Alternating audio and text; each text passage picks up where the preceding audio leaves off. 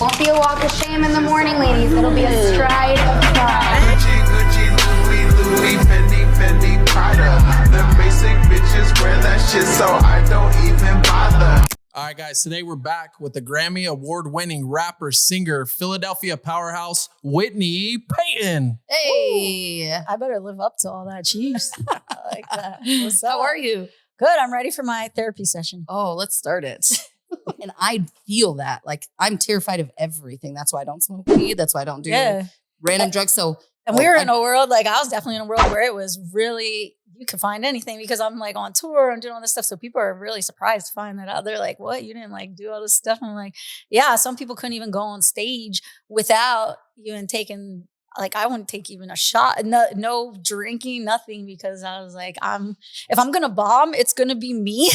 Like, not, not because I'm not something. because I'm on. So yeah, like, or yeah, whatever. I can't do that because then you make it a habit to do it.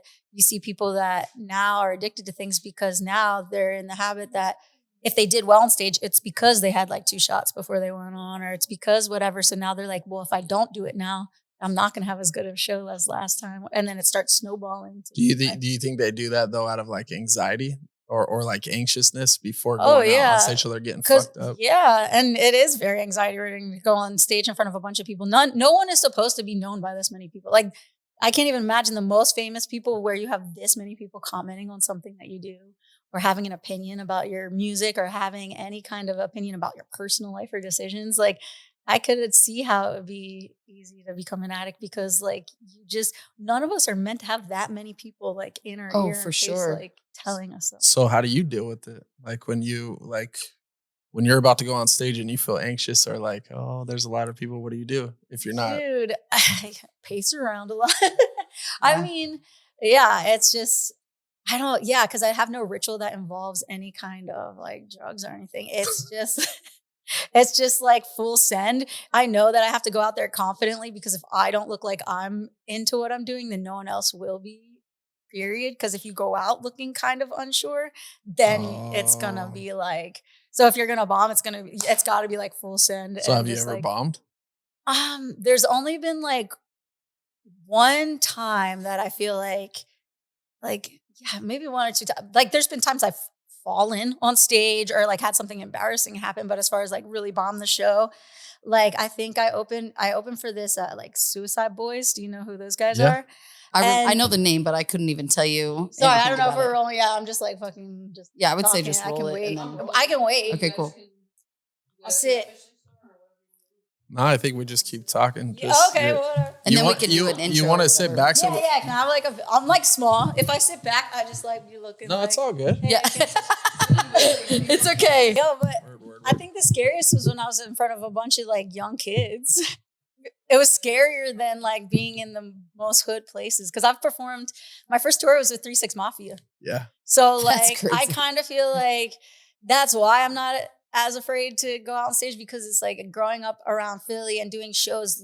When you're a local, that means my local market is Philly, New York, like Boston, like Jersey Shore, like, you know what I mean? So I feel like if you're in front of crowds like that are locals there and they're the biggest like blunt hecklers and stuff, nothing else really scares you. When you started there as a local, you can get in front of a bunch of people and you're like, well, what's the worst? Are they going to kill me? You know what I mean? Yeah. Like, that's why I'm able to do it. Cause I'm like trying to, talk to myself. Well, what's the worst that can happen? Is like, am I going to get killed? Like, probably not. Like, you know what I mean?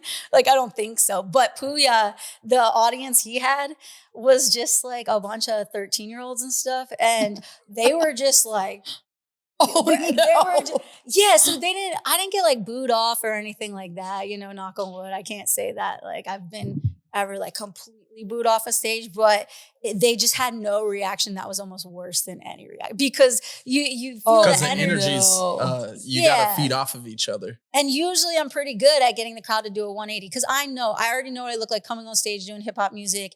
That's why when I go on stage, I have a certain formula. I come out rapping right away. I have an intro and then I come out. When I come out and you see me, I'm already rapping so that there's no time for you to judge or right. You're not gonna be like, oh, what's this about to sound like this Avril Lavigne looking motherfucker? Like, you know what I mean? Like, there's no time to just decide what I'm I gonna didn't even sound. put the two and two together until right now. Yeah. You can't. And props to Avril Lavigne. Actually, she's like an OG. Love her. So Honestly, I'm not even dragging Avril Lavigne. You know what? Yeah, but I'm she just saying doesn't what rap. people are gonna think. Yeah. Yeah, exactly. Mhm. In their head when they see me and they're just like, okay, this Gwen Stefani is gonna rap. Like, I didn't correlate those two either. who's a big inspo too. I love her too. So they're people already, you know, they have their opinions and they're gonna judge what you're gonna sound like already and like whatever.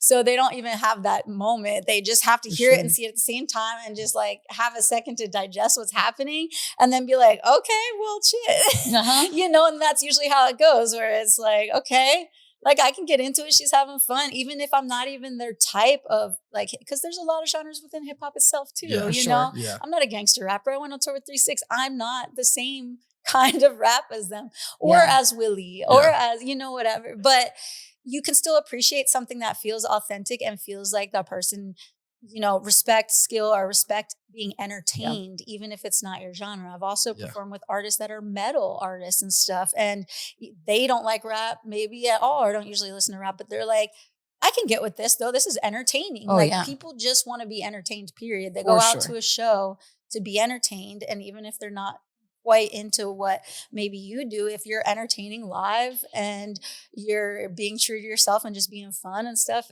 people just want to forget about their bills and their drama and whatever. Yes. So it's like usually works, you know, 9 times out of 10, you're just doing your thing. It's usually fine.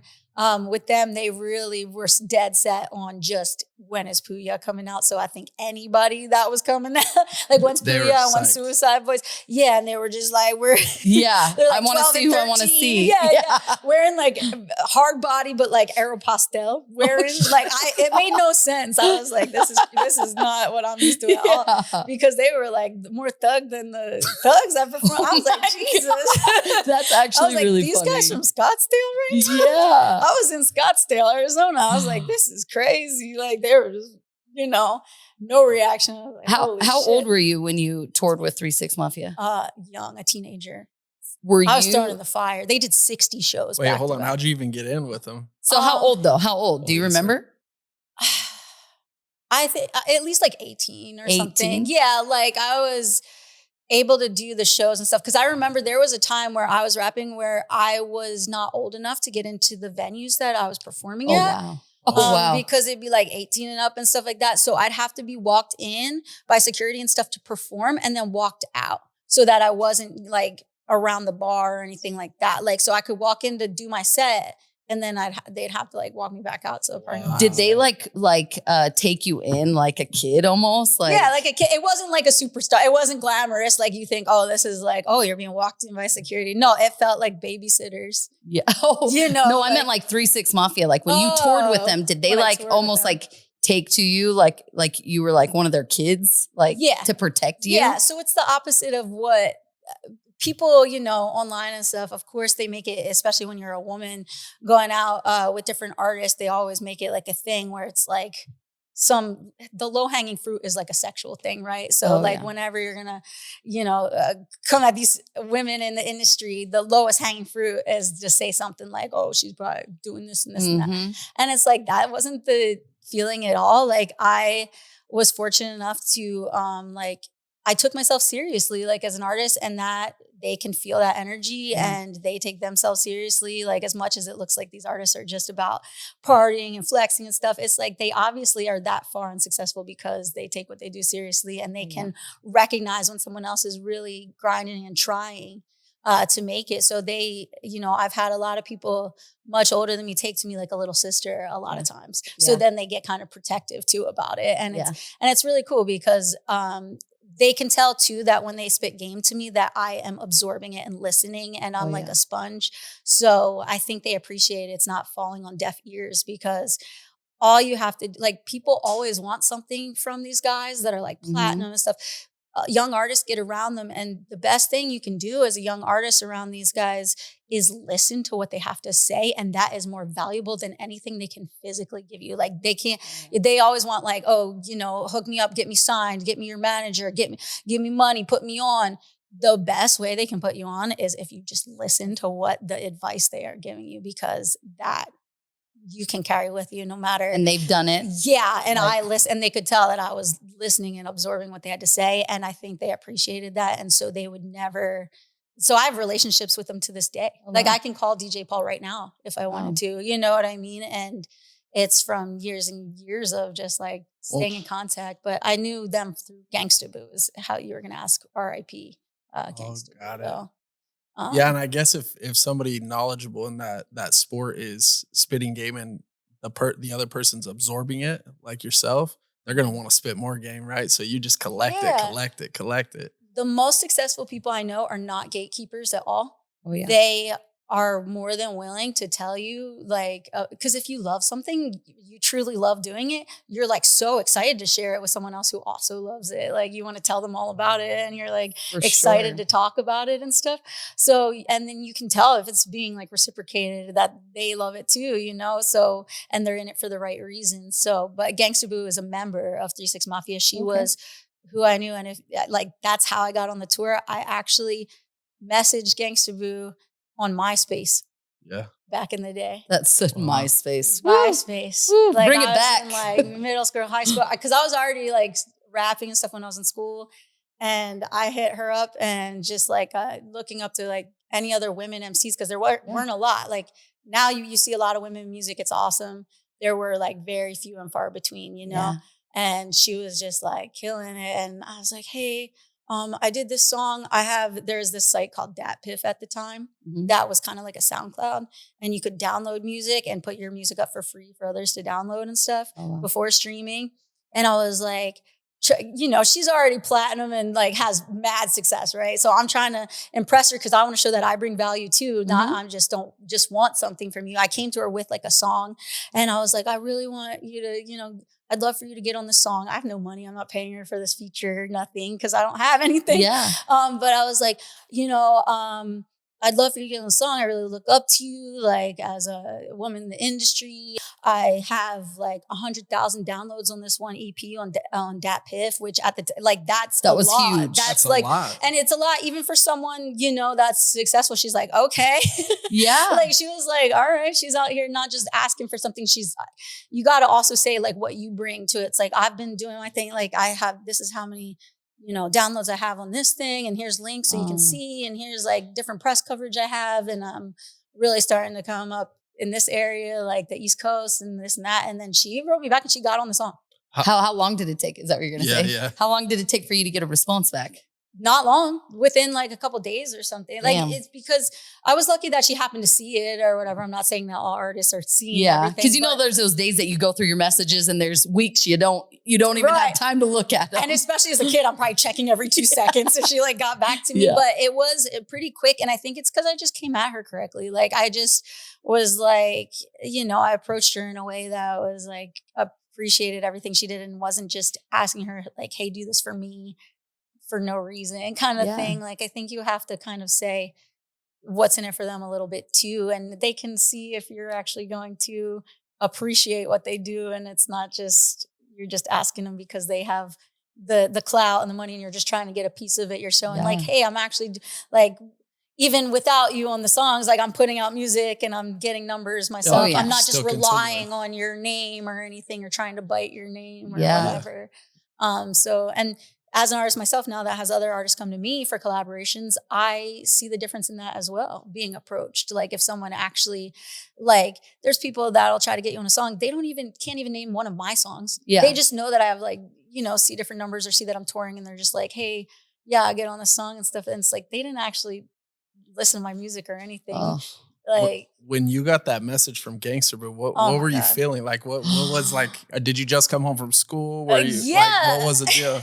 Because MySpace, I'm assuming no iPhones, maybe BlackBerry. No, you had to get on the computer. No, I was like got on the computer and I was doing it. I was like Soulja Boy style. You know how Soulja Boy was like on MySpace? Yeah. And Soulja Boy's still on that same shit. He's still on that, not MySpace, but he's on right. All the I time. have respect for him. I know he's wild or whatever, but Mhm. I can respect Soulja Boy's hustle and everything. But yeah, like seeing that she actually responded to me, I mean, it just meant a lot. It meant that she was a real person too, that was actually giving me a chance. She probably saw me as like this young, hungry, girl that was like, okay, like I can see myself in this a little bit. Oh, like, yeah. because too, she's the youngest member of 3-6 Mafia. Like when they really blew up and stuff, she was probably as young as I was when she was hitting me back. Like she was probably like 15, 16 when 3-6 Mafia like was blowing up. Like, and so she was like 16 going on like, world tours and stuff. That's crazy. Like she was young, like the youngest one in the group.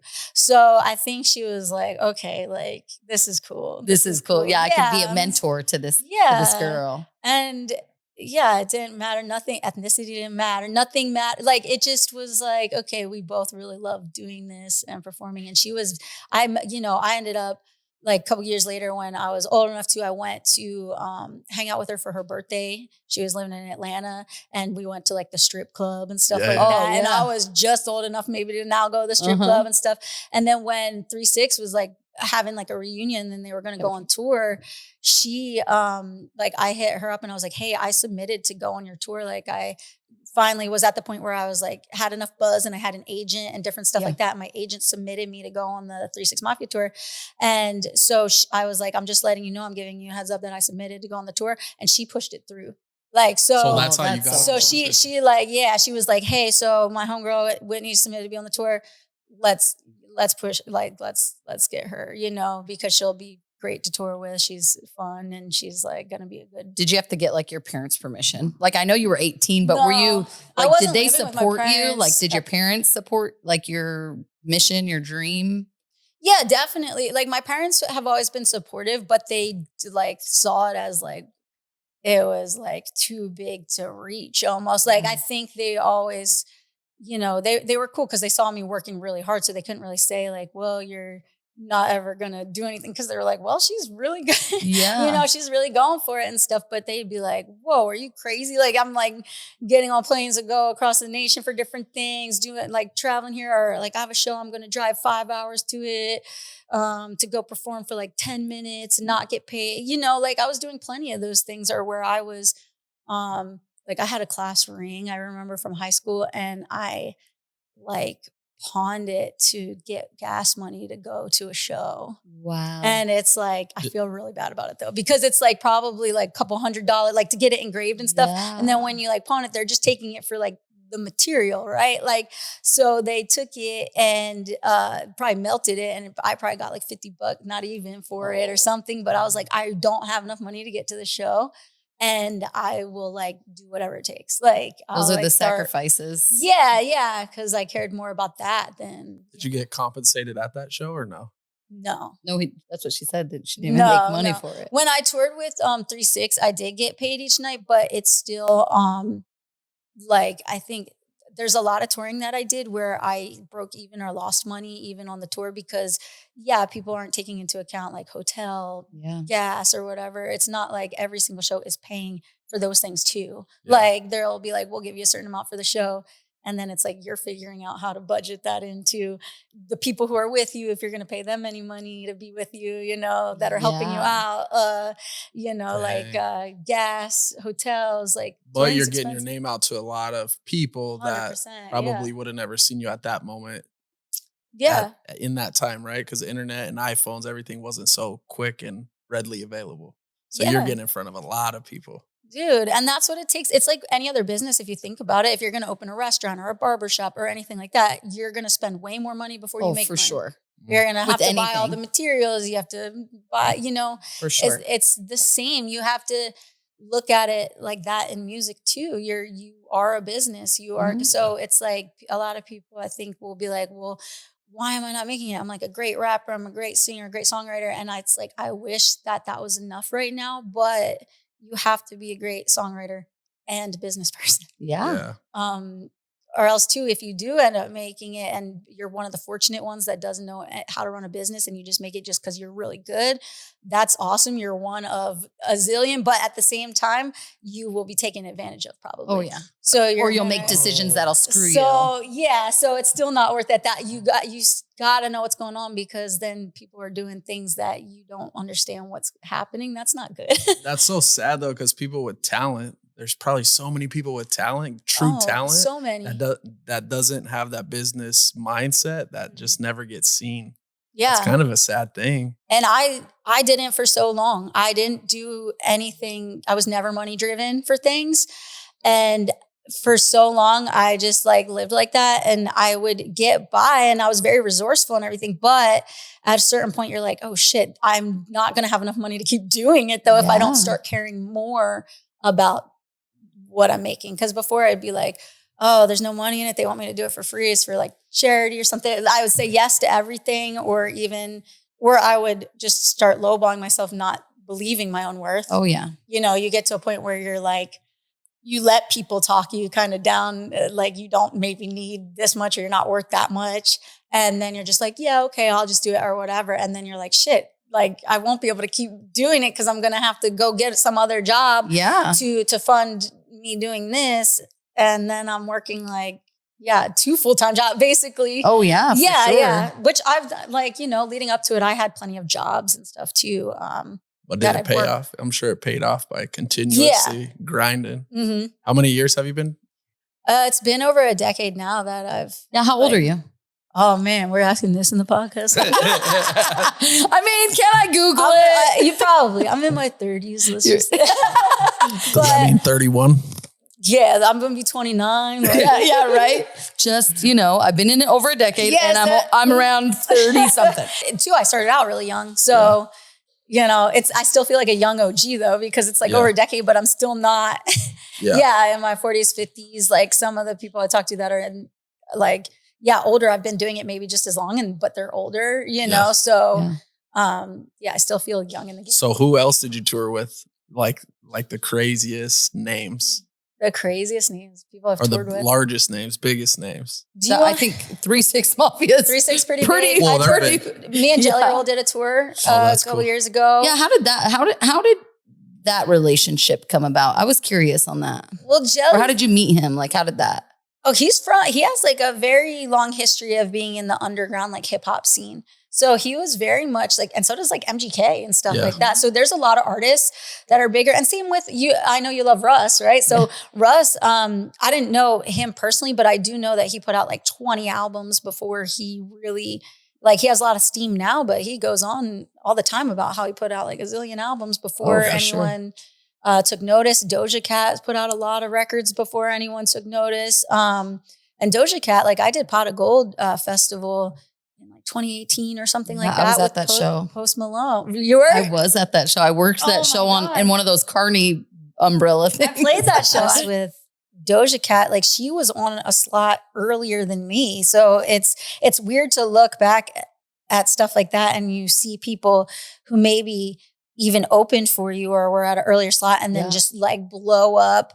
And it goes both ways too, or you might surpass someone that you were opening for or whatever. Mm-hmm, it's like, there's no rules in this industry, and you see how one thing can really catch for someone and the momentum just picks up for their career. But yeah, Jelly Roll was like, he has to talk about how long he's been in it, over probably 10, almost 20 years of being in like the underground, and then like hip hop scene, and then leaning more into what it seems like leaning more into his country roots, and then just like boom.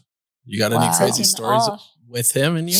With him, I mean, he's a really cool guy. I don't have, there's crazy things that happen every tour with anybody, but with him, I think the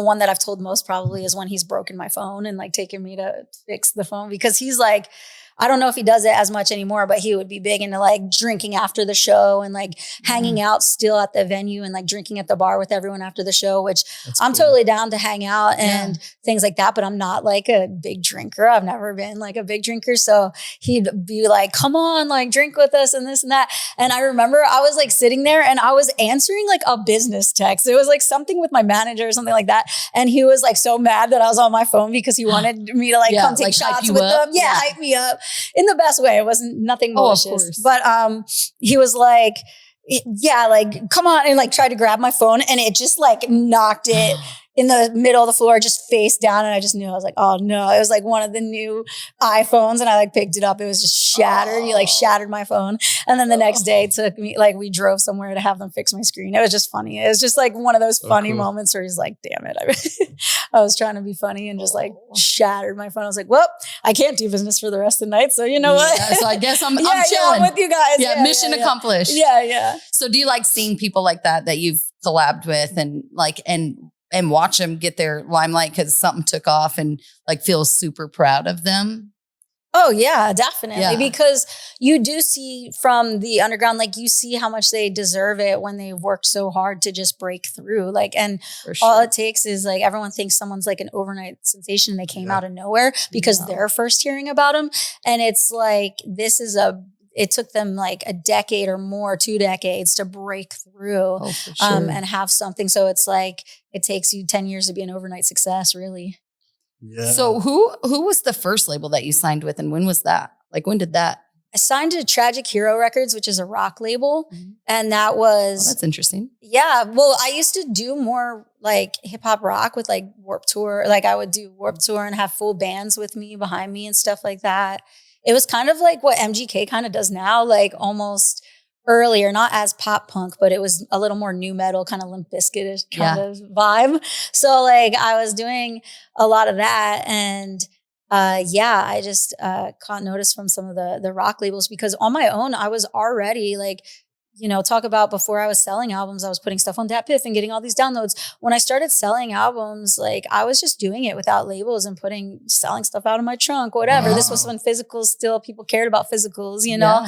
And it's just like, I was selling a lot of records for someone just independent and labels hear about this and they're like, oh, well, she's doing this without any label and she's doing this without any money. So imagine if we pick her up and like what it's going to do. Oh, yeah, exactly. So I signed to a rock label and then like charted on Billboard and stuff because it was my first time that the numbers were being counted. It wasn't even like, there's the thing too. It's not like my sales were higher than ever before. It was just the first time they were counting because when you're just selling them like just at shows and stuff. Yeah, they're not being scanned. They're not being officially counted towards like Billboard and those numbers and stuff. Yeah, so I can imagine. It's not always, you would think like, oh, these are the artists that are selling the most. I don't know if someone's like really big indie or underground or something and they're not even counting their sales, like there might be someone just crushing it that the mainstream doesn't technically know about, but they're doing mainstream numbers, you know what I mean? Like, so it's like, what really to me, I don't see much of a separation between mainstream and what they say is indie or underground, like, because I'm like, I see the number, like you see who has real jaw and real numbers and who has bots and who has whatever and who's doing it without as big of a push. And you're just like, you know, like what's really separating this person from being what's considered mainstream and what's not? Like what's the magic number of virality? What's the magic number of sales that makes you an A-list? It's weird. It's like, who's counting? Like who's in charge of determining this anymore, especially? Yeah. So you've been part of labels and now you're independent and I'm assuming you prefer to be independent. Is there like a big reason why? Well, I don't want to sound like I'm so like anti-label, like I would never ever sign to a label again. But right now in this day and age, I mean, look, even like Cardi B and stuff's talking about she's trying to be independent. Migos, like all these artists who are major are talking about like making their own label or being independent because you really like what we would need from labels before is for them to be the bank and for them to like give us a team That's really why I signed. Like, I already was doing a lot. I'm very hands-on.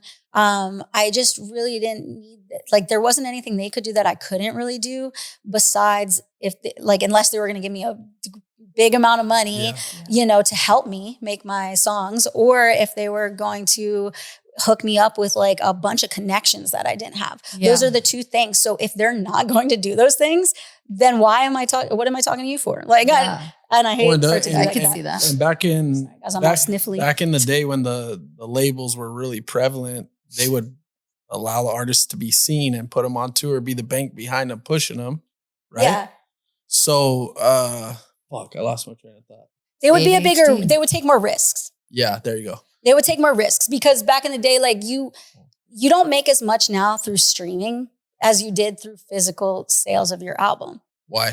Well, think about it. Like, so you go into a store, even if you liked one song or something on a record, you have to buy the whole record. Yeah, and it's $15. We're paying $15 a month for Apple Music. Right. So every time you stream my song or whatever, it's like 0.00001 penny or whatever. When you buy the album, you're paying like $10 right away or $15 right away. So the money off of the music, out of all the things that I do, music is my like lowest source of income.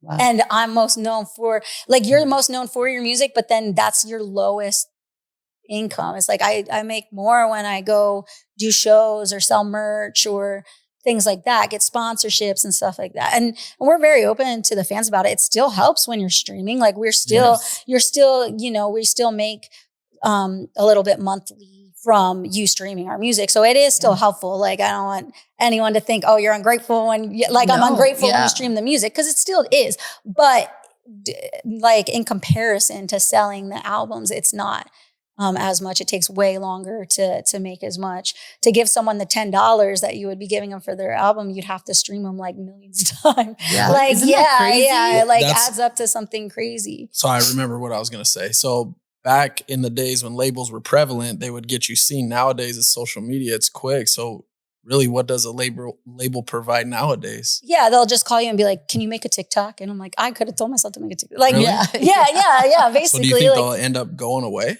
eventually? A lot of them have gone away. And it's just, or if they sign artists, they're just taking not as big of risk, where they're not putting as much money into the artists where they would have before, where they're going to spend like a bunch of money in hopes that it's going to come back, because it's harder to come back from the music. They almost would have to own like your merch rights. They'd have to own like your tour. Yeah. You know what I mean? Because if they're just making the money from the music, then they're not making bread. Right. Yeah. So I'm not even trying to hate on labels. I understand it, but then it's like hard, because it's like, well, where do we really need each other then? Because you don't really need me as much, because I'm not making you as much, because it's the streaming. They're going to push you to do more and drain you, and then you got to pay them back plus some. Right. I think that'd be a lot of like, where if a artist doesn't have like an entrepreneurial, I have a hard time saying that. That is a hard word. I can't. Entrepreneurial. If they don't have that type of mind. Turn in the air. Where that's fine. They've been hearing the ACM, you just sniffling, because it came from a blizzard into the desert. Oh,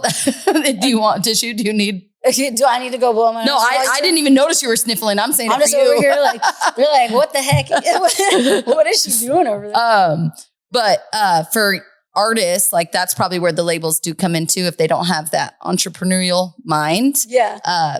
Because they need a team to do all of those things. When people like you are a hustler, again, like you said, you're not closed off to being a part of a label if that's what came up. But you're able to be independent because you're able to do all of those things. When some people, or just people that have a really good voice but don't know much about the business, those labels probably do help them a lot.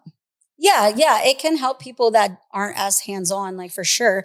I've learned how to make my own graphics. Like, I do a lot of my own stuff. So if I didn't know how to do that, I would definitely rely on them more, and there's more they could provide for me. But I think just because I had to be resourceful and I didn't have the money, I started to learn how to do stuff. And one of the ways I really learned how to do graphics was because when I was first coming up and I was like a local on shows, it would be like, I remember I opened for like DMX or something, right? So I opened for DMX really early on. That's badass. I didn't know that. Yeah, I was dope in Pennsylvania. Cool. And on the flyers, like, I was so small. Like, I was such a small artist at the time that it'd be like, performing this Friday, it'd be like, DMX and more. And I'd be like, I'm always and more on fucking flyers. Like, this is bullshit. So I would be like, in order to start promoting myself and my brand, I would take their flyer and I would like edit out where it would say just like and more, not say the other artist. And I would, like make a logo for myself or somehow like Photoshop my picture like next to DMX. Like, you know what I mean? Because you have to make yourself kind of look as big to start being looked at as big, you know, or people like DMX is there with me. Yeah, right. It would still be like headlining DMX, but be like, and featuring, you know, and then I'd have my name and stuff so that when I'm promoting it to my fans and stuff, that it says my name and I'm not just promoting them a flyer that says and more. And they're like, what the fuck? You know, they're like, what the heck is this? You know? So I started learning how to Photoshop and stuff so I could alter the flyers to have me on there to start like getting my branding out there too. So I was just like, okay, well, you got to do what you got to do. What program did you? Oh, it was like MS Paint or some shit like that. It was some ghetto. But now I'm really good at Photoshop or whatever. It started to progress into me like learning how to do it. You are artistic though. When I see some of the stuff you post, like the skateboards you make, dope. The shirts you make, dope. Like even when you bleach, how do you do it? What is it? Yeah, like I'm just hand bleaching, like or acid washing the shirts and stuff like that. Yeah, to have an artist do that. With their own hands and then ship it out. How many hours a day are you working? Oh my God. So many. Many. Oh, sorry. It's because too, it's weird because it's like you have to go from, people are like, oh, so you do this full time. So you get to just like rap all day. And I'm like, that, I wish that I could. Yeah, that's this much. Yeah, that's like a small percentage of it. I have to, I'm still do most of my graphics. I still, I outsource certain things now, but I still do a high like percentage of it where I'll like do most of it. And then I'll be like, hey, if someone's I know is better than me at it or whatever, I'll have them do something. But because the fact I am so involved in it, it all will fit my branding. Yeah. And rather than someone else, I've had it where I'm like, I don't have time. I have to have someone else do it. And then they'll do it. And it looks like something totally not related at all. It doesn't fit the vibe. And I'm like, I just got to do it, you know? So since you've been doing it over a decade, if you could talk to the younger Whitney, what would you tell her? Oh, man. I would tell her probably to not do anything for outside validation because that is something that affects how you move within this industry. I think as a person too, actually, no matter what you do, because we get so addicted sometimes to what other people think about something. You also don't want them to make you hate something that you liked before. Like you really like a song or something that you put out and you put your heart into the song and people aren't feeling it as much. And you're like, now don't feel the same way about your own song because people didn't take to it the way you thought they were going to or didn't relate to it as much, but it meant a lot to you and it helped you through something to write it. But it's not like your hit out of all the songs. And then you're like, what, was this not as good? And then you start to doubt your own. Oh, have you perfected that? Like, have you been able to, because that's gotta be really hard. I'm going to use like a personal, I went shopping the other day and I bought a bunch of outfits that I tried on and I felt really good in all of them.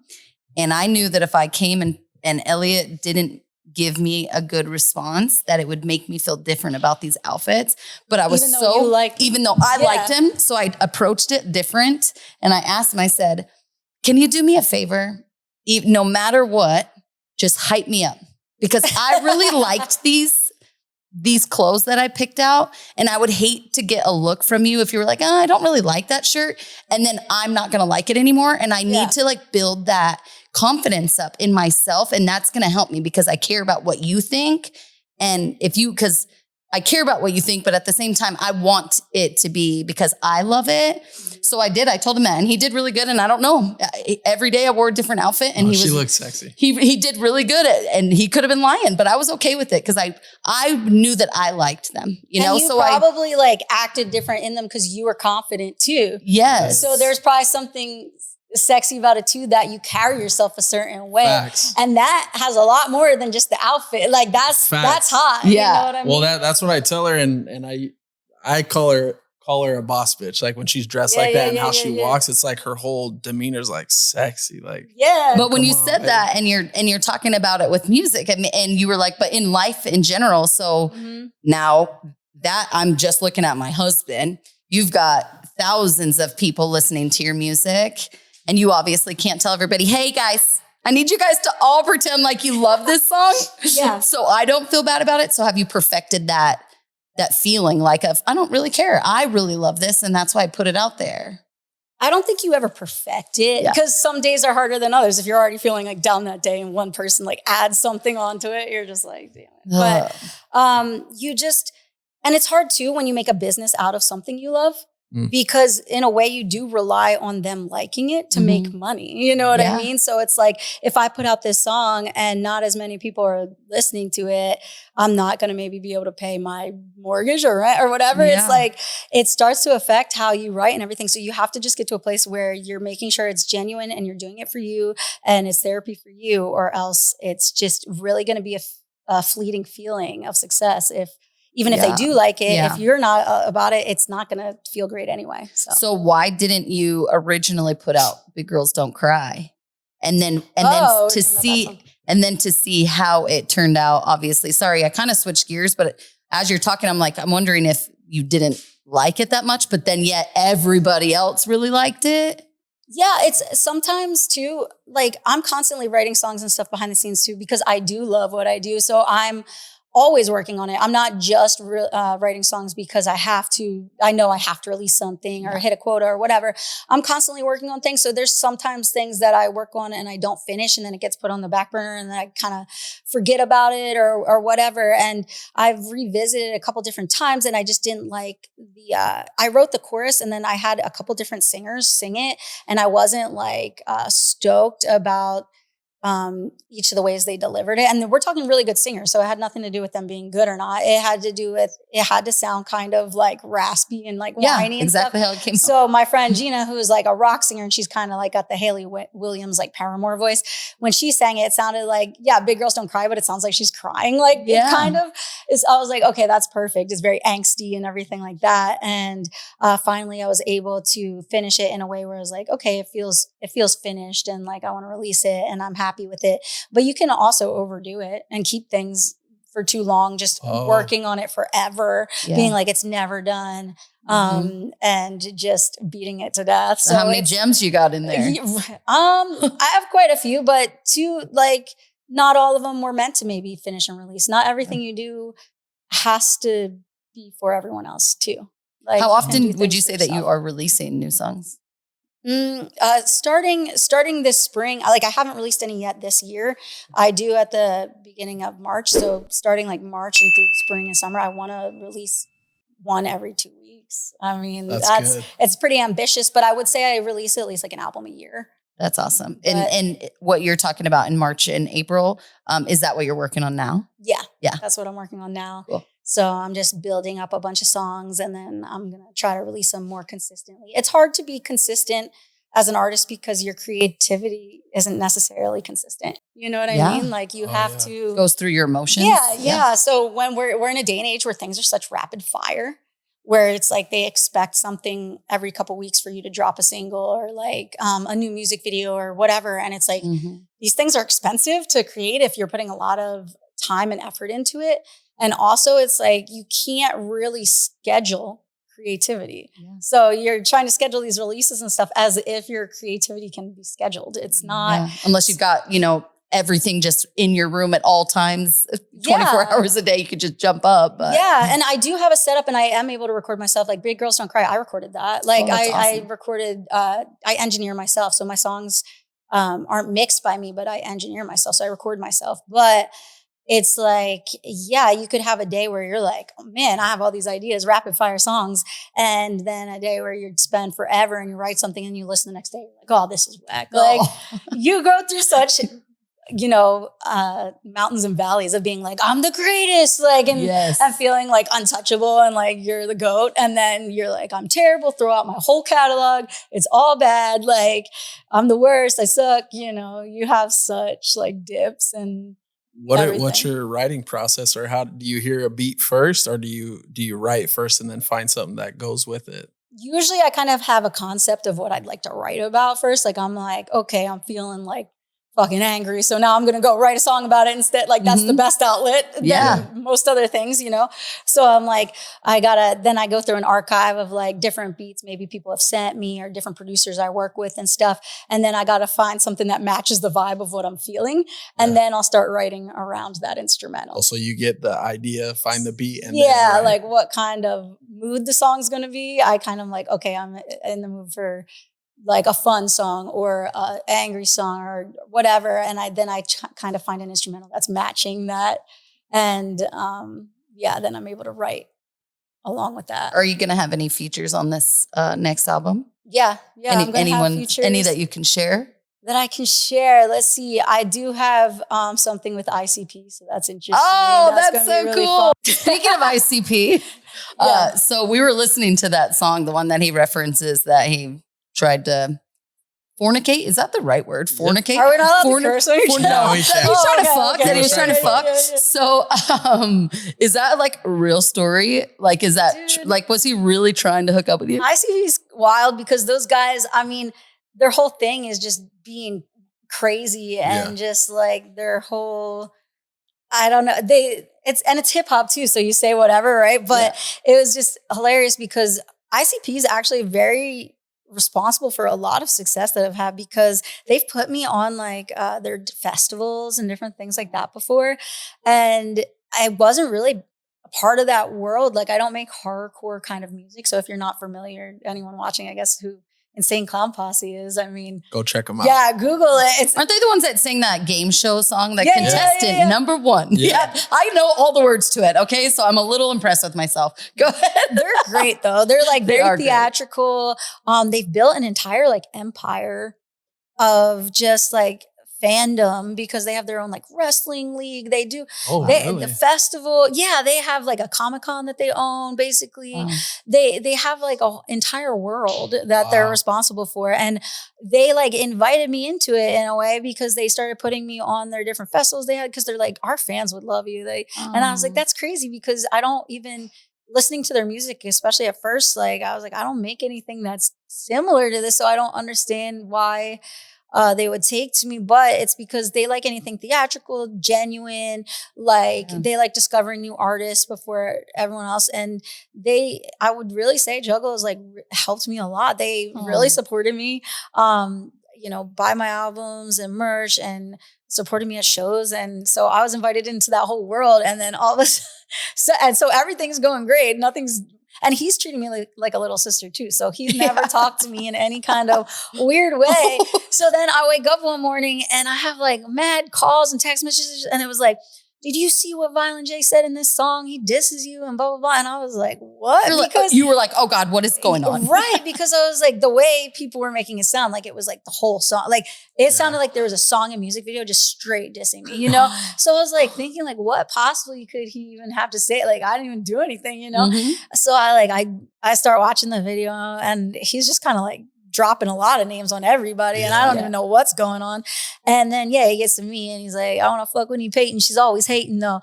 And I'm like, how did I get dragged into this first of all? But I didn't even see it. Like after that, I was like, well, he didn't really diss me, I guess. He kind of dissed himself. He pretty much just said I denied him. He pretty much was like, I'm trying to fuck, but she said, nah. Like, I'm like, that kind of diss you. that kind of diss you a little more. But but then it's like, it was just so much controversy after that because it's like, she's in this world doing these shows and then all of a sudden you're bringing her into it.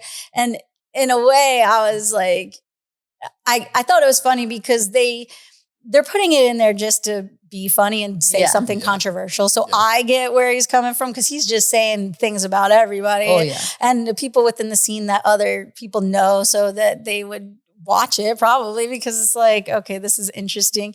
But the part that made me like, oh man, here we go. Because again, there's the low hanging fruit with the making it about sex, something about sex. So then it's going to look like, oh, maybe he only put me on those shows because he wants to fuck me or something, which that wasn't even true because he never like was hollering at me like that. He just legitimately thought I was a good performer. And he told me all the time, he was like, yo, you're dope. And like, would put me on shows. And he's like, I think you perform great and they love you. So all that. But I was like, oh, it kind of puts it out there a little bit that maybe he only put me on those things. Like I didn't earn being good enough to be on those things. So that's the only thing that kind of negative came out of it. Yeah, kind of like hit me a little weird. But I think he was apologetic after it because he realized, oh, maybe I said something that actually offended her, even though I was trying to just be funny. So he has like apologized to me about it. When you first heard it, did you feel offended, or was it how everybody took it that you started feeling offended?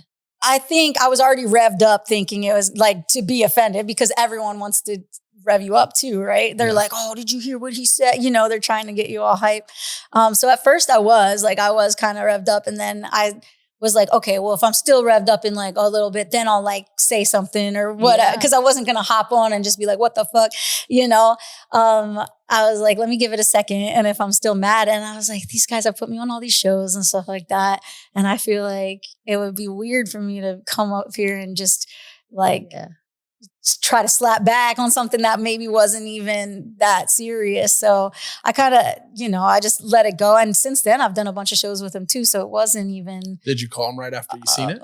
I texted for sure. I was like, what the? So he didn't even tell you he was going to put anything about you in the song? I texted and I was like, what the hell? And he was like, I was just trying to be funny. And they're like, so then I was like, all right, fine. But yeah, I hit him up first. I wasn't going to take it right to the internet. I was going to be like, what are you doing over here?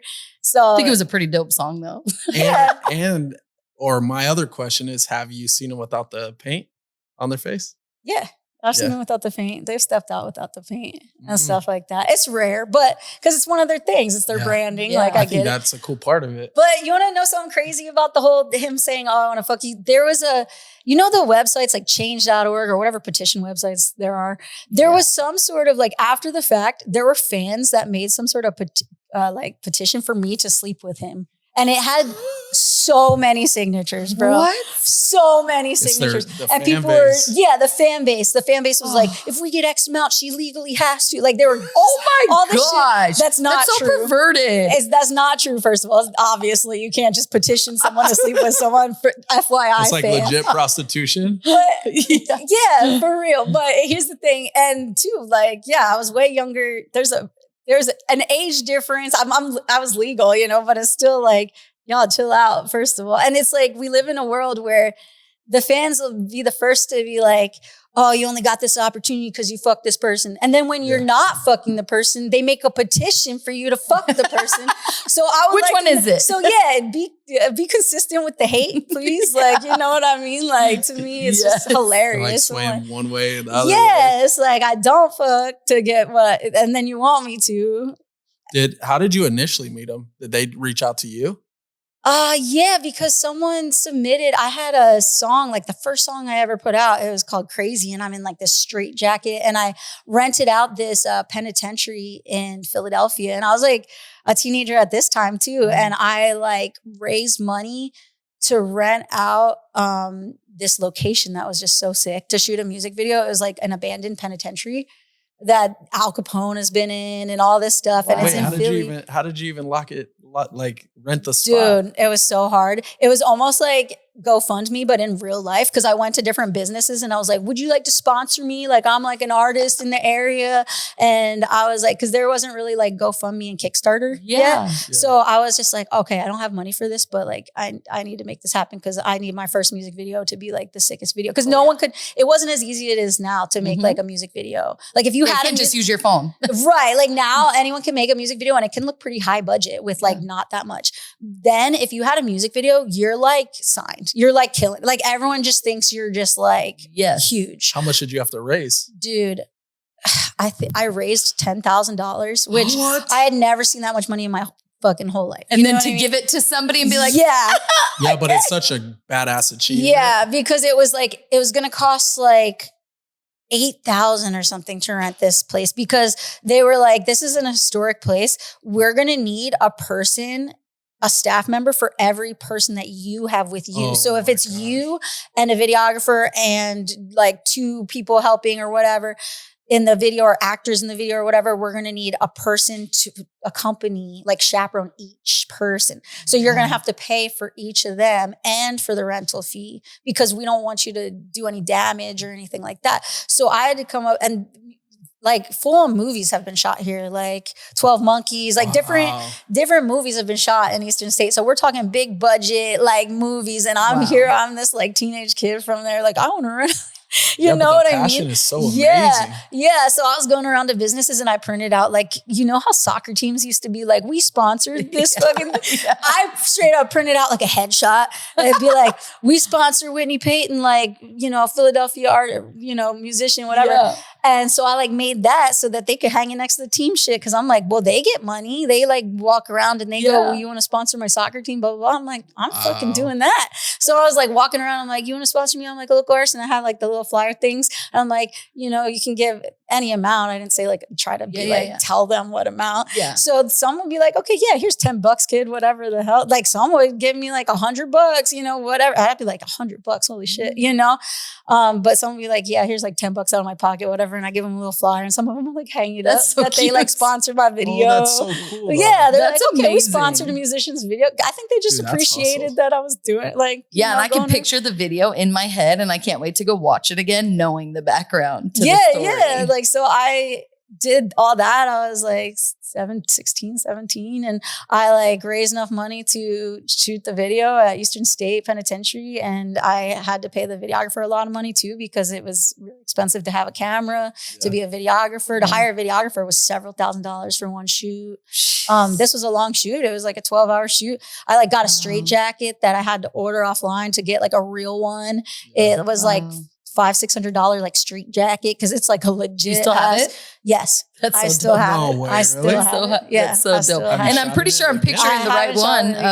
I'm pretty sure I've seen that video or part of that video on your TikTok or something. Yeah, so that's the video. It's called Crazy. It's like the first single I ever dropped, and I put it out with the video. It looked like such a big deal. Everyone thought I was just like signed. They thought I was like an industry plant or something like that because they were just like came out of nowhere. Yeah, that I had like all this big support machine behind me, but I just didn't. It was just, you know, me and some of my friends, and I just like really rallied to save up the money, and it just looked like a crazy video. And it was sent to ICP, and they saw that I wasn't signed, and if you see that by itself without hearing any of my other music, you're like, this fits our genre. Cause I'm in like a straight jacket. I'm like doing all this stuff, but not all my songs are about being like a psycho bitch, you know? Yes. So just that song by itself does fit their whole vibe. Yeah. So they saw that and just fans were sending that video to them. And based off of that, they were like, oh, we need to get this girl in here. She fits it perfectly, you know, and started just putting me on shows. So that was the best $10,000 you ever saved then, because it got to ICP. Then you got to tour with them. Dude, to this day, I don't think I've spent 10 grand on a video. Like I just. How long did it take you to save the 10?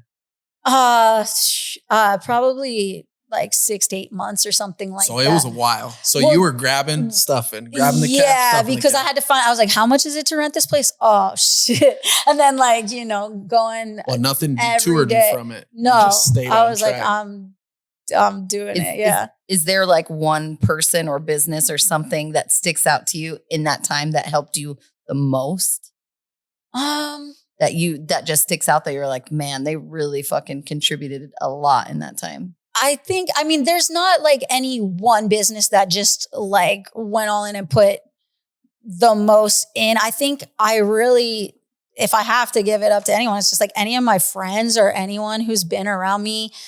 And I have a lot of friends that I've had for over like 10 years and stuff. And there's a lot of people I still rock with. And some of them are not in the industry any longer and have gone on to get other jobs and different things. But friends who have done videos for very little money or been in my videos for like nothing or come on tours with me or to shows with me and help me sell my merch and weren't making any money because they knew that I wasn't. It's not like I was making a bunch of money and just not giving it to them. Yeah. But they helped me so much. I think I don't believe in the term self-made at all. So as much as like, you know, I can sit here and be like, I, you know, rallied up all this money myself and did all this. That is true. I am very hands-on, but there are people that still did things for me and doing those favors or even being the bigger artist that dropped the knowledge to me or got on a verse for free or did all these little things all that added up a lot, you know, and I really appreciate it. So it's like, yeah, just coming to a show when my friends didn't have money either. They could have definitely went and done something and got paid at a job or whatever, but they came to the show because it's cool and like they saw the bigger picture. Dude, like they believed in it. That self-made, that just switched my idea on that. I would have agreed to it until right now. With you explaining that, it makes total sense. Yeah, like it always takes more than yourself to grow in life. That's wild. That's so simple too. Yeah, because I mean, it is good to grind and do a lot yourself, but your friends and different people who have ever given you any kind of opportunity where there's no benefit in it for them, like even ICP, that's why, again, like I said, I just didn't slap back because it's like they gave me so many shows and different things when there was nothing in it for them to give me that, like to do it. They just wanted to and stuff. So how can I sit here and be like, yeah, I'm self-made? And just that to me is a slap in the face to anyone who's ever done anything for me to just say like, yeah, I did it all myself. It's like, okay, well, shit. I got one question. So we seen a TikTok or an Instagram reel today of you. It was the emojis and it was like laughing, dead. And you laid back. That was funny. So in that video, how did you get the sheet to cover you so quick? I was watching your left hand. I watched it a couple times and it doesn't look like you pulled a sheet over. Like it went quick. God, you just laid down and the sheet. Do you even know over. what? I think what he's referring to is like a TikTok I did where I'm like in this morgue thing. And I like, and it was a trend at the time. Do you guys remember that trend where it would be like when you accidentally say this and you like, it's emojis and it's like laughing emojis, but then there's a random one mixed in. Yeah. And you would like act out, whatever. It was a trend on TikTok at the time. I want to say it was during like quarantine and everything when everyone was just all over TikTok. But yeah, it was just, I was on set of like where I shoot my music videos and stuff. And I had seen that. And I don't want to take myself just so seriously all the time. I want to do other things like skits and whatever. Cause I'm like, I'm not just trying to be out here like I'm so hard or I just want to have fun. But yeah, I remember I was like, let's use this for a skit and just like, it was perfect. It was hilarious. I forget. I did have a friend like helping push me into the well, it was the cooler. sheet because you leaned back and I think really I just threw it over. Yeah. It went quick. It was like, and then somebody pushed you in. I was like, I got magic tricks. I'm like quick with it. But that was your idea. Yeah. Oh, That's so cool. Like I'm always coming up with little concepts. I'm like, people will relate to this because it's funny. Yeah. A lot of times in my little notes or whatever, or it'll be spur of the moment. You see something and I'm like, hey, it would be funny because everyone's doing this trend right now where they say like, yeah, they accidentally put an emoji and then they act out whatever that emoji is. I was like, we have a lot of weird props here. So what can we do? I thought you actually went to a real morgue. That's why I was asking the question. It's from a real morgue. It's an actual like cooler, like the coolers they have for bodies at morgues. It's like. Yes. So to be honest, delaying it, I'm like, how many bodies have actually been here? Because it is from like a real morgue. Like they shut it too, didn't they? Oh yeah, they shut me in and I was like, the trust in my friends is real right now because I could get stuck in here. Like the claustrophobia. How do you maintain like your mental health? Or do you don't. You don't. Just kidding. I mean, actually, okay, as an ADD person though, because we were talking about this, touring is the most routine I have out of anything. And you wouldn't think that because you would think how you're in a different city every day and stuff. But when you're on tour, it's like every day there's a load-in time and you're doing the same things every day. So every day you're like loading in your equipment and gear and then doing a sound check and then you're doing this and then you have like a certain routine. Sometimes when I'm not on tour, it's like I have to try to be really self-disciplined, keeping myself on a routine. When you're on tour, you're on other people's time. And I think when we have ADHD, we're better at being responsible when we know someone else is relying on us at a certain time. Yeah. If it's us, we'll just push it or whatever. If it's like only us holding ourselves responsible, we'll be like, oh, I was going to do this at 9, but the only person expecting me to do it at this time is me. So I'm just going to push it. So when I work from home, I'm bad. I'm like, my mindset is good, right? Like I'm going to get right to work. Next thing you know, like 10 o'clock, I'm laying down on the bed. I'm like, what the I need to be working. Like I can't stay consistent at home. It's hard for me. I have to be at work where people are asking me questions or I get lost. Schedule. Yeah. And other people are working and you kind of like mimic what like that they're working. You're like, okay, we're working. I mean, I feel like my mental health is better when I'm on tour than when I'm home sometimes because of that exact reason. And the isolation, it's really jarring to go from you see several thousand people a night to 0 people. Because when you're just home by yourself and you're just like recording or doing whatever, working from home, answering emails, you literally see nobody, or you might just see your significant other or whoever, like, but very, very few people in comparison to like literally you were just in front of 3,000 people last night. And now. Does it affect you in a negative way? It is weird going from there is like a term for it within the industry. There is like a post-tour depression that artists have, where they go from like every night having like a high of adrenaline, because you have adrenaline and you go on stage and you have like a routine and you have other people talking to you and you're like being really social and stuff. And then all of a sudden you're off tour and now you go back to not being. This is another reason why you have to just rely on yourself for validation, because you don't have a bunch of people cheering for you as soon as you come in the room. Good you, exactly. Oh, exactly. that can hurt the ego. Right. Yeah, it can. So that's why you can't just rely on that. You can't believe the hype about yourself, good or bad, because it's like the second it's absent, it's like you feel it. A lot of this stuff, because we can cut it down for so however who would short you collaborate with, or who would you like? Yeah, so like we like that, but we would rather get into like the real shit, like the. The fans would rather have that too, because if they know you already, they already know the answers to the other questions. Well, all of us are struggling with mental health one way or another. And some people are more free to talk about it and some people aren't. And there could be people that watch you and just think, oh man, I wish I had my life together like she does, or I wish I wasn't, that's a lot.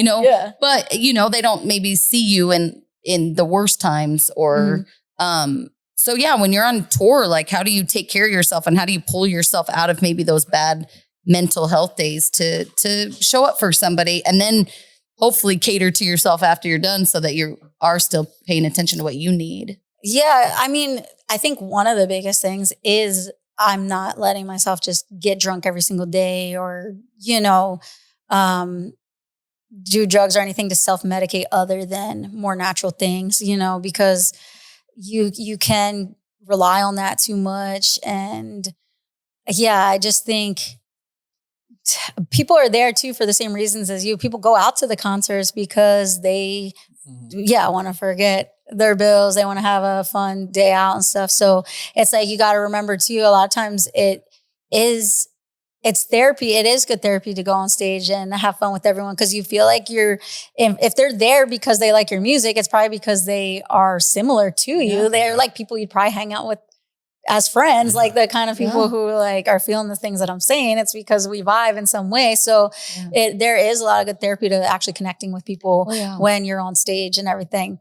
Sometimes I'm like, I have an imposter syndrome of being like, they think I'm like greater than I am, which is like, it's like, no, I actually live these things because I have these problems too. It's like, I don't have all the answers, because sometimes if they come up to you and I ask certain advice, it's like, I'm writing these songs because I'm wondering the same things you guys like, it's not that I have all the answers to the questions, but I always make it a point, like after I perform, I go to my merch booth every single show.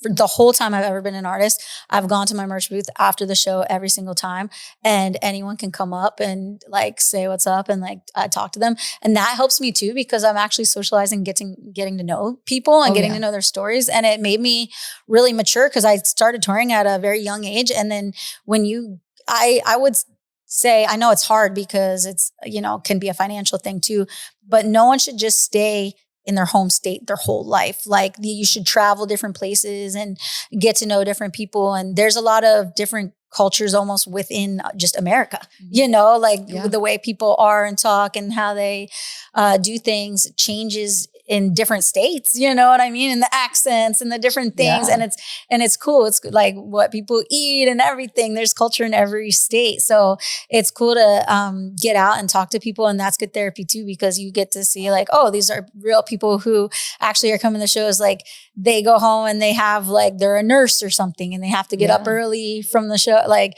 they came out to the show, even though they got to get up really early tomorrow to go in because they work in like an ER or something, or they have a range of different jobs and different stuff, and you get to hear like about different people, and it makes you way more humble and be like, okay, and realize how lucky you are too to do what I do and be able to tour. And it's not like lost on me that like, oh, I get to live my dream. How dare I complain about it? Like sometimes I'm like, how dare I even like ever complain, but it is hard when you are just jumping around all the time and you miss a lot of things back home too. Like you miss people's birthdays, you miss different things like that. And it feels kind of selfish sometimes. You're like, well, I'm on tour and whatever, and you're missing different things. But it does mature you and give you a lot of stories and stuff. I think everyone should try to go somewhere outside their hometown and travel a little bit, and they'll learn a lot. So since you tour quite a bit, have you thought about life after tour? Like what, like at a certain point, you're not going to tour forever. Like what? Or maybe I could be a rapping granny out here in the streets.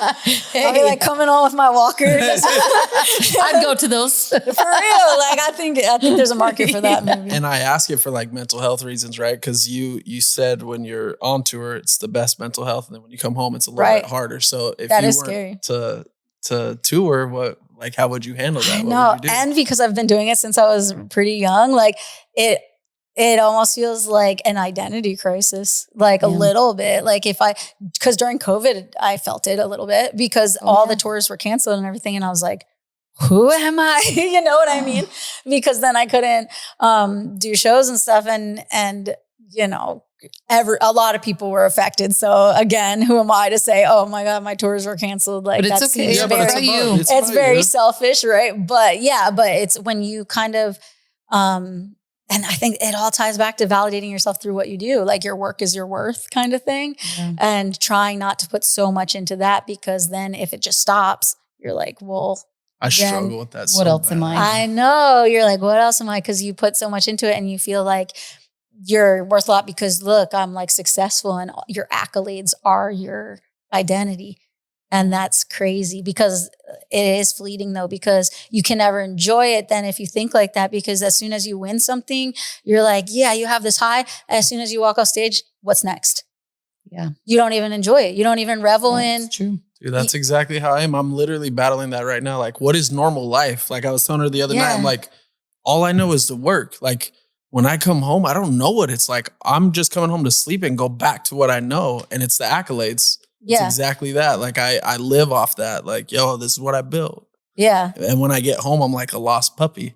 So I'm assuming it's the same for you. Like if you're not touring, you're like, oh shit. Yeah, weird. Because you're kind of like tied to that. You're like, people only care about me when I'm doing cool shit. Like that's kind of, and that's probably from like a childhood thing too. If you weren't getting enough attention or doing whatever, so you're just like trying to, people say good job or whatever when I accomplish stuff. It's like the opposite of participation trophies. It's like, we're like, if I'm going to do anything, I have to be like the best in it, or else like, why would, like to see that, there's people that will still be your friend if you didn't have all this, or will still. And you kind of see that if you are going through something hard.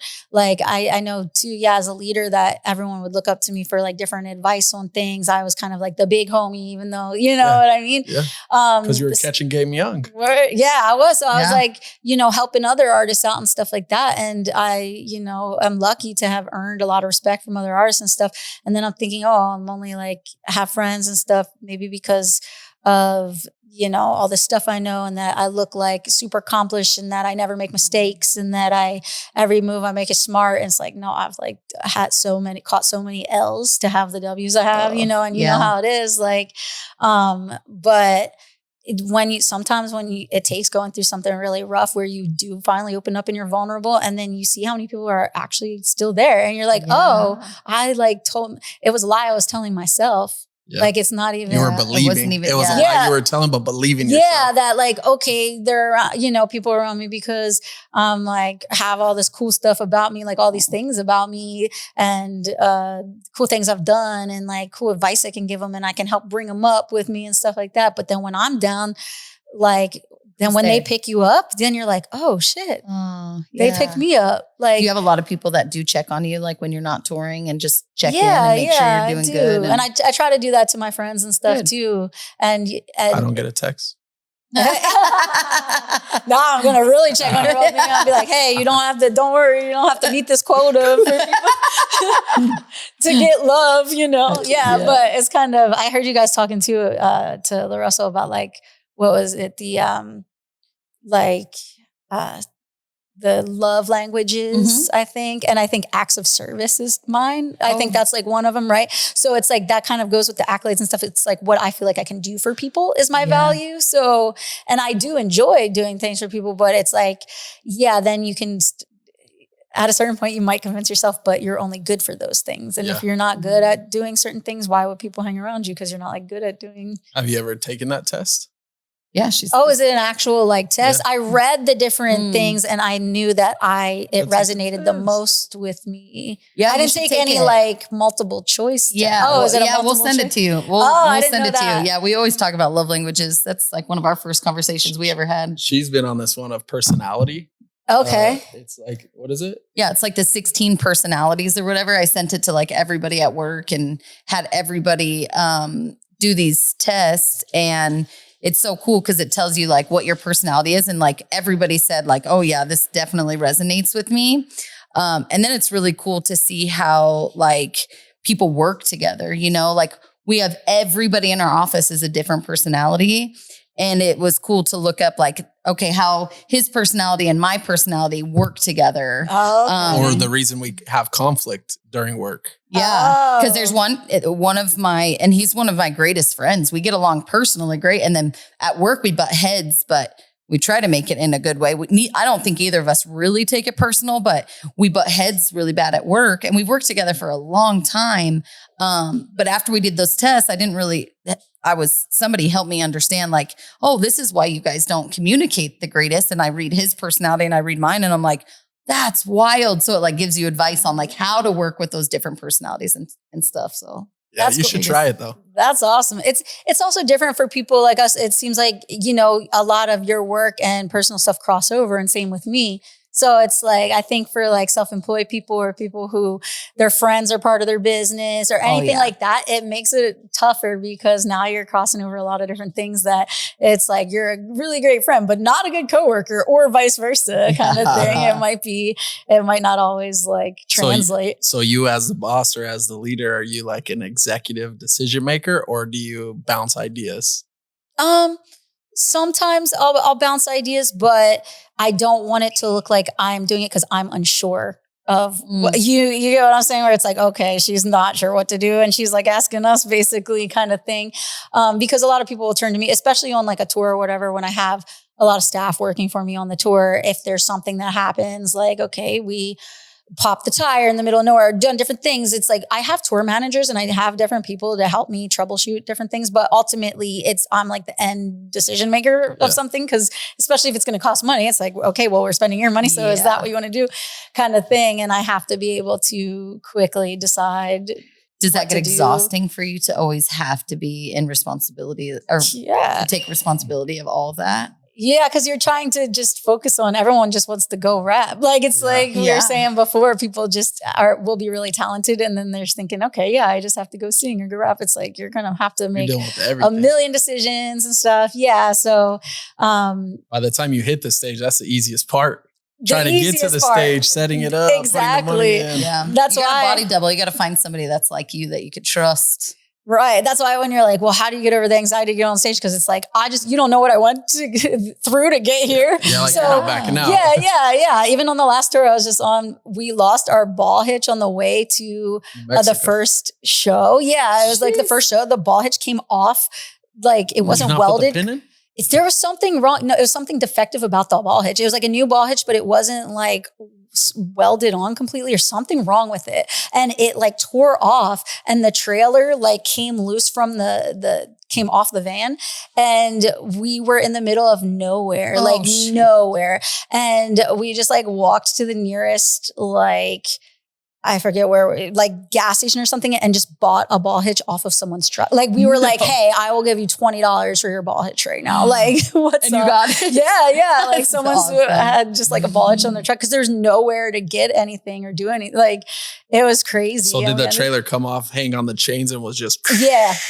It was just hanging on the chains. And luckily the driver was cool about it, and he didn't do any crazy. Did it make you nervous? Like when it jerks? Oh yeah, because it made me more nervous for it to drive into the back of the van, like stop real quick, and for the trailer to like drive the hitch into the back of the van. Then that would have been all bad. But luckily, he was chill about how he drove it. But it's like all these things that like you feel like obstacles come up trying to just prevent you from like all these things that stack up. So it's like one person yelling like "fuck you" in the front row is not going to deter me. It's like, bro, we just like walked like 3 miles and they like 100 some degrees, 4 miles or whatever to the nearest whatever we could get to. Did all of you guys walk? No, like it's like a couple of us, but like, damn. Are you pretty good at keeping your shit together? Like not letting people know that like you're mad or like you're like, or can you tell like how you're feeling usually?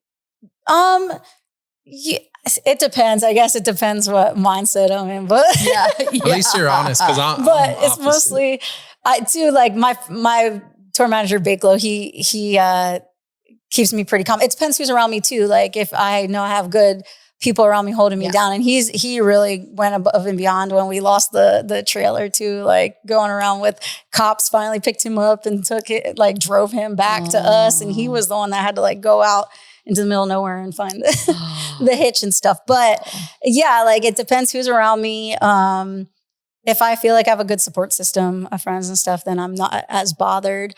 But yeah, I keep it pretty internalized. That's bad though, because it can bottle up later. So how do you release it? In songs. In songs and stuff. But yeah, you don't, it's hard because you want to communicate something on the spot, but at the same time, you want to hold something in. You don't want to give too much emotion away. It's hard. It's like, how do you navigate life? That was actually hard. That's what triggered me to even give everybody like that personality test, is because I was in a meeting. He wasn't in the meeting that day. And I was like talking about like, I just don't understand why you guys don't think outside the box. Like, it's really hard for me to understand, like I was talking at them and I don't normally do that, but I was like, I'm just struggling. Like, why don't you guys think like that? Like when this happens, why don't you automatically think then this has to happen? And I got put in my place because they were like, we don't have the same brain as you. Like we are all very, very different. You can't expect everybody to think or, think like you do. Like everybody works in their own way. So I think with ADHD personality types, we just automatically, we're always thinking, we're always, even if we're not a step ahead, we're right there, and we're getting things done. Then we procrastinate, but shit gets done, Right. It's amazing how productive we can be with being so scatterbrained. Like I'm like, how do I get things done with how many different directions I go? Yes. I don't even. But it's literally like a skill. It's a skill set, like to be able to do all those things, and not everybody has that. Some people are like, oh, I'm doing this. And then they just do it until it's done. I'm like, that's weird. And I'm jealous of that. Me too. I'm jealous of that. I struggle with like, I get the idea. I start creating and I can never finish. Like last week I had one thing to do and I finished late Friday and I had it all week. Do you know what's weird though too, is I think ADHD, like we're also perfectionists, which is weird. And I think that can cause us to procrastinate. Yeah, because you don't want to go through the steps. Yeah. And it's like, and then it'll procrastinate us finishing it because it's like, well, it's not perfect or it's not going to be perfect. And then you procrastinate finishing it until it's going to be perfect. But is it ever going to be perfect? So that makes me think of how many gems you've tossed. How many songs you've done that you're like, this isn't good. Cause I do that where I'll get into a project and then like middle of it, I'm like, fuck, I'm starting over. Scratch it. But you probably have some gems you got. Yeah, maybe. Or like even just ideas for things that I just didn't follow all the way through because I was like, well, this is going to take a lot of time and I have to learn everything about this thing because that's another thing with it. I feel like we have to learn everything about one thing. If we're going to do something, we can't just like start it and learn. We're like, no, now I got to watch a million videos on how to do this and learn like the ins and outs of how to do it. And talk yourself out of it. Yeah. Talk yourself out of it. Yes. I'd be like, you know what? I'm going to buy all these things because I'm going to do that. And then you buy all the things and then you're like, okay, now I have to really understand. And then you have all these things that you bought to instead do the of just trying. Oh my gosh. Funny story the other morning. Dude, we get our so coffee. Relatable. We get our coffee. We take our Adderall. We go to wash our car. And she's like, hey, Dang, coffee and Adderall at the same time. we found our coffee and our we found our Adderall. good cocktail mix. You know, we take a little less with a good amount of caffeine. it's all prescribed though. See, yeah, it's all that's why I don't need to prescribed, take shots or drinks. I'm just like, give me my caffeine and I'm good. So we go to clean the car, and then she's like, hey, babe, let's go buy the sewing machine. So we go to the sewing store. No, I bought him for Valentine's Day a cheap sewing machine. So I was like, oh, let's stop and get some fabric. Yeah, so then we get in there, and then I end up talking about a machine, but then I could see her ADHD like is gone. Like by the time I'm starting to be interested now, like I didn't really want to go, but now I'm interested. She's like sitting there like, oh shit, what did I do? What did I tell him? But it's the same thing. Like I'm like, what's that do? What's this do? What's that do? Then I'm sitting down. And now we have a whole ass sewing set, okay, that is still in the box. Don't say nothing. But she told me it would sit for 4 days yesterday. yeah. So now she we have bet you and we have a sewing a kit with all the bells and whistles to make anything you possibly want But in the box right now. You know, we got to learn about it before we. Yeah, open you're it. like, I have to know every possible Yeah, I thing have to about get on sewing machines. YouTube. When were they invented? When were they? Who invented them and why?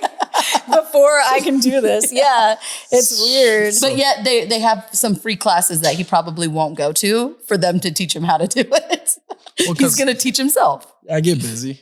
Because too, we live in a world where like people gatekeep things so much that we almost also feel like we have to know everything about everything to even take interest in doing it, or else like we don't have a right to try it. Like that's another reason because we have all these outsiders being like, oh, well, you're trying to sew and blah, blah, blah. Like, or they'll tell you a little bit enough to like get you going or get our ADHD brain going. And then that's it. Then you're like, I'm asking for more. And no, they won't say no. They just pay $99 for the rest of the tutorial. That's amazing. The hustle. Speaking of because you did say about the gatekeeping earlier, I'm reading this book called Let Them by Mel Robbins, and it's so good. I don't know if you're a Mel Robbins fan, but it's I know Mel Robbins good. And how you were talking about like how it's ridiculous that people gatekeep, and you're more of like, no, I want to help. And there's so many people that helped you get to where you're at. And now you want to do the same for people that look up to you.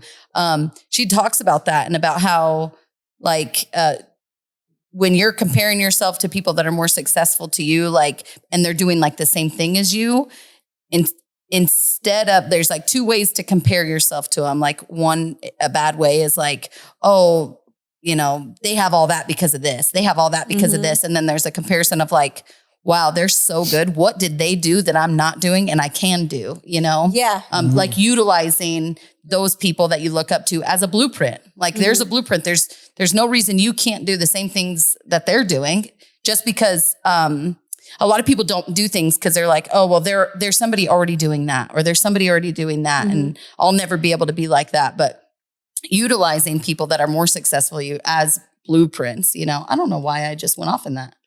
What was my no, but point of that is a cool. Well, I think comparison because you said gatekeeping, and it that's is easy triggered to my compare memory. yourself. Like even still, like, and I have moments of jealousy of other artists and That's all I was stuff. gonna ask. Yeah, like for sure, and not jealousy where I think they don't deserve it, and I'm like mad about them having success. Like any other artist who's come up or whatever, I'm never really like mad, and I don't want them to have their success. I'm like, well, I try hard. How come I'm not up there too, or whatever? But it is kind of the same thing. It's like maybe I didn't write a strong enough song. Like you got to kind of hold yourself accountable too to different things, and it's like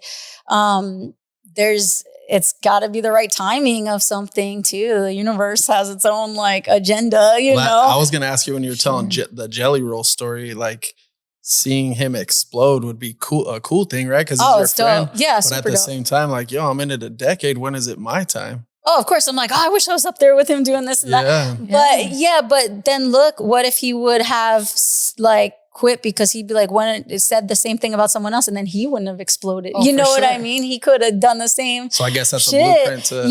So it's like, okay, but he didn't do that. Like he kept going. So then, and I know he saw a lot of his friends explode because he was friends with like big country artists and stuff like that before he like took off and stuff. So I'm sure he saw a lot of his own friends and been like, what the hell, you know, like happy for them, but also want to be up there, you know? So it's kind of the same. Like anytime that I have a moment, I'm like, oh man, like I wish I was on that too. And then I'm like, all right, well, you know, I'm Like You're there's gonna be a grinding. chance. That's Yeah, what I'm pays doing all off the right things. And two, I don't want to be up there with the stipulation that I was signed to someone that I don't want to be signed to or whatever. Like what if I was up there and I was like hated my life or something? I don't know. Yes. Like, you know, it goes back to what you were saying when they didn't track record, like people that were unsigned selling records were probably selling more records than people that were signed, but how do you track it? So if you get to the top, it might look spectacular, but deep down you're hurting.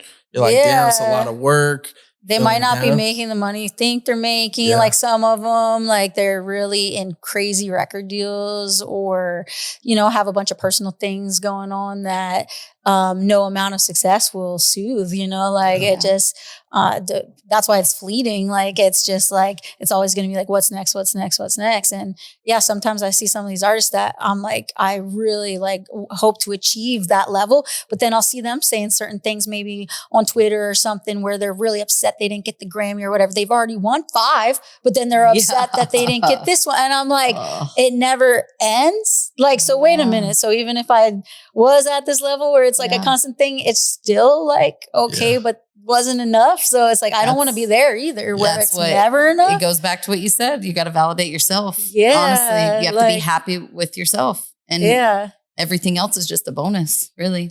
Yeah. Speaking of Grammys, you got a Grammy. How did you get one? Yeah, I'm on a album that won a Grammy back in the day, which is crazy because it was pretty early on in my career. It was actually right around the same time that I ended up going on that tour with 3-6, and that was my first ever tour. So it came very backwards. Like it wasn't something I had planned to be on. I was just a local artist at the time, and I was approached by some producers who were working on an album for like an anti-bullying album. It was a children's album. And that's pretty cool. That's so cool. It's super dope. But at the time, like, and now I think it's cool, but especially at the time when I was younger, I'm like, I'm not being on a kid's album. You know what I mean? I'm a rapper. Yeah, at least you can recognize it though. Yeah. So I can honestly say, looking back now, I was like, oh, this is cringe. I'm not doing it. You know?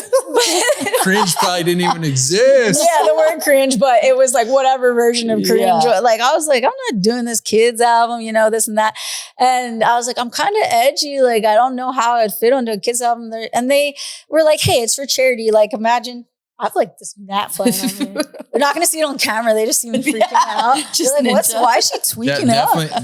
Definitely on coke, huh? I knew she was sniffling, and then she started like fighting fake flies around here. I've seen the gnat. I just want to let everybody know I have seen it. I have seen it. They approached me to be on the kids album, and I was like, I'm not doing this. But they were like, hey, you know, like most artists who are really versatile can do any kind of thing. They're like, look at someone like, and it is true. If you had like Rihanna or Snoop Dogg or whatever, and they were like being paid or whatever to be on a kid's album, or you could see them maybe doing it, or being on Sesame Street, or being on whatever. Yeah, and Snoop and Martha Stewart. Yeah, I know. Like, so they were kind of like using examples of big icons that like, okay, but they could probably be versatile and do it. And I was like, yeah, that's true. Okay, if Rihanna would do it, then I'm like, you know. You know, so plus it was for charity. I didn't get paid to be on the album, by the way. It was for it was benefiting different charities that were anti-bullying, like charities for kids, which is cool because too, it was right at the cusp of like internet really blowing up and it being a thing where not only are you just like bullied at school, but you go home and it's still like online. If there's people like coming at you, you still go home and you're like not escaped it. It's now, so it was right at the cusp of like social media. And so I thought it was important, and it was geared towards like elementary school kids, like that age, like real young, you know? Yeah. So I helped write on the album and like helped get different artists to be on there, and it was a big compilation album. And then I was told, it was submitted for the Grammys, like it was submitted to be considered, basically. And I was like, oh, that's cool, but like it's never gonna, you know what I mean? None of us were signed to big labels or anything like that. Yeah. And then it came around and it got the nomination. It got the nomination for like Best Children's Album of the Year.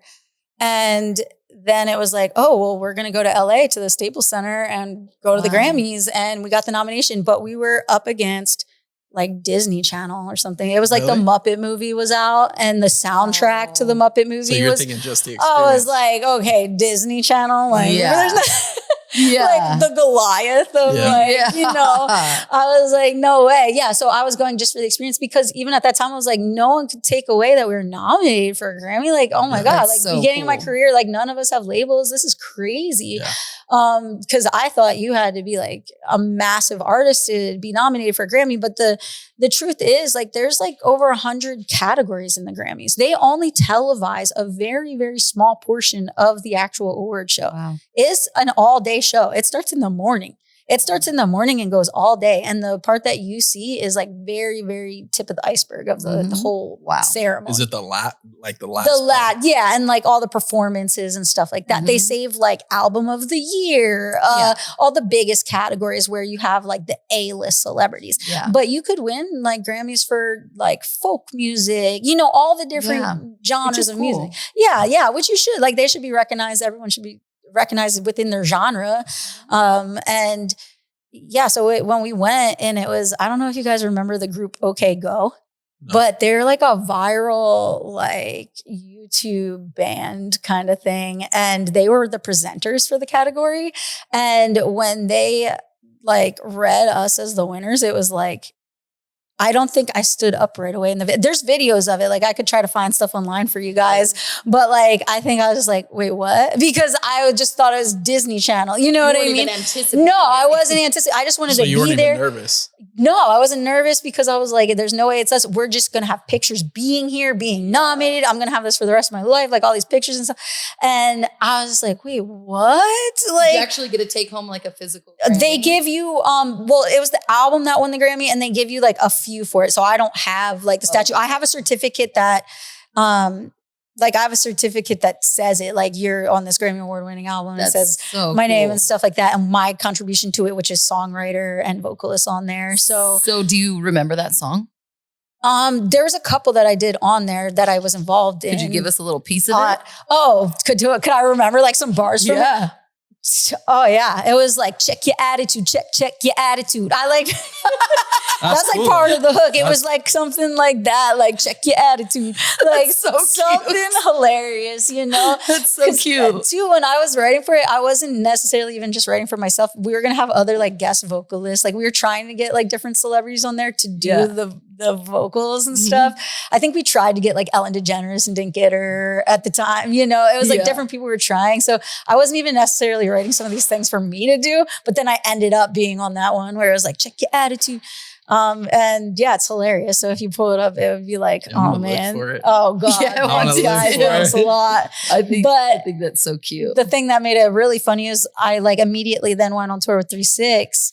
So people are like seeing that I'm on this tour and they're like, oh, who's opening for 3-6? Who's this girl? And then they go to look me up and it's like children's album. And it's like, you have the most like gangster rap tour that I'm on with the most hood rappers. It's the very beginning of my career. So I don't have myself established yet as far as my sound, which it's cool to be versatile if you're Rihanna and everyone knows what Rihanna's known for already. And then she's doing children's music. But it's like, I became kind of known for children's music because it had such a like, who knew I was going to do something that was going to win a Grammy before I didn't even have my own album out. Wow. And now I'm on something that had one of the highest accolades you can have in music, which I will always be grateful for, always. Sure. But it was hilarious, just the searches at that time, because then when you have that, that's everything that comes up on you is that. Oh. So now I'm out with these guys and people are like, oh, let me check out the opener for tonight. And then it's like a children's album. Then they're like, check your attitude. You should have opened with it. I like come on stage and I do this kid's song and they're like so confused. Did anybody bring it up to you? Oh yeah, for sure. Like people were like, I looked you up and I saw that you were like a kids artist. I'm like, oh my God. Because I'm not a kids artist, but yeah. And then it was probably like I didn't even think about it till later, but it was probably vice versa too. It was probably like you had moms looking me up because they thought I was a kids artist and they're like, let me play a little something from this girl for my kid.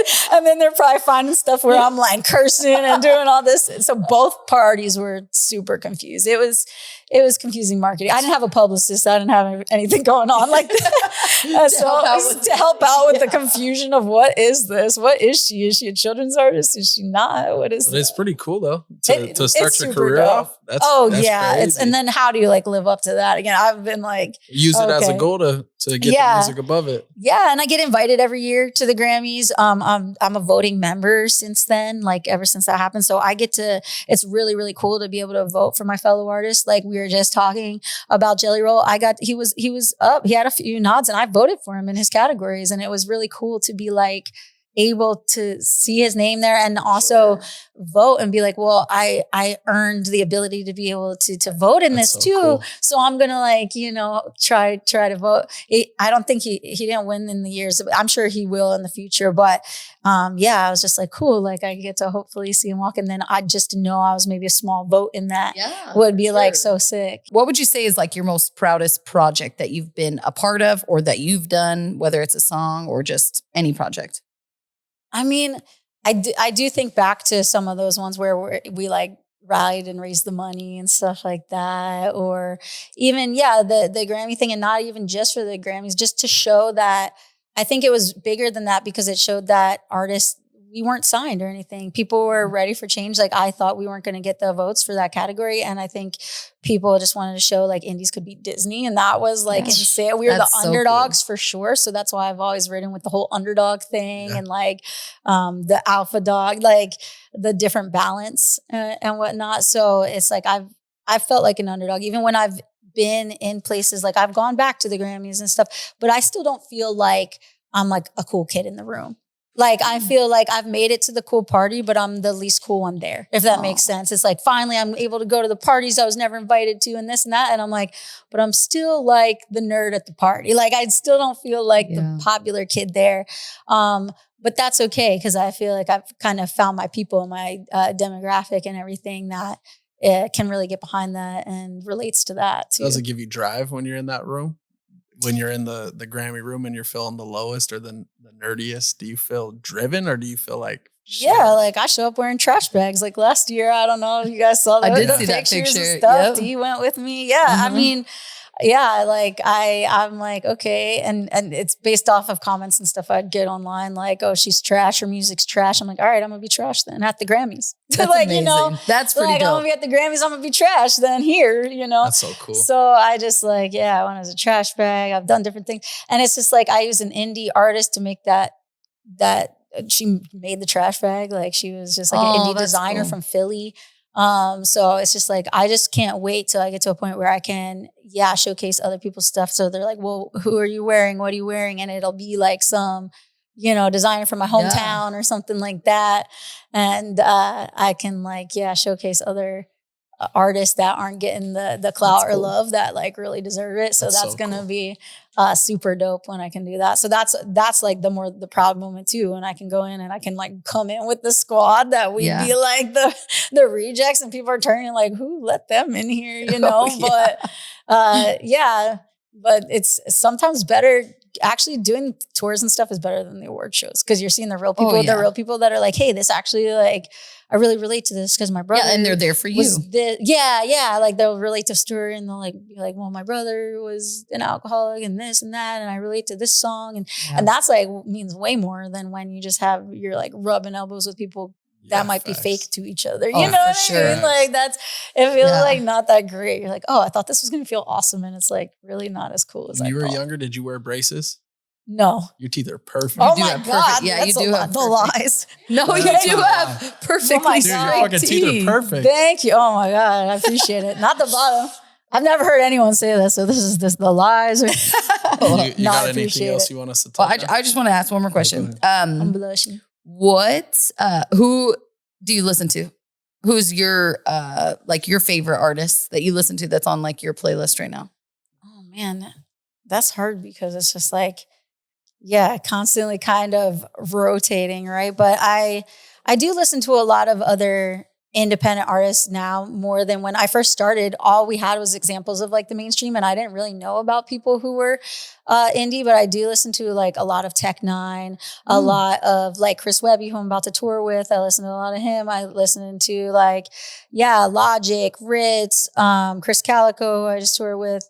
And it's like, again, what separates them from the mainstream though, Chris Calico just had an Apple commercial he was in. Like he does it's like a genius. You hear his voice and it like does that whole thing. And it's one of his songs. And I'm like, what the hell? You know, you're in an Apple commercial, bro. Like that's crazy. So I listen to a lot of my friends, but I gotta start listening more to more artists. And I've been listening to more podcasts and stuff too, like really? talking. Yeah, because everyone's always like, what artists inspire you? I'm like, I could be inspired probably more so from right now, like Mel Robbins and stuff like that. Like I might listen to TED Talks and then go make an album.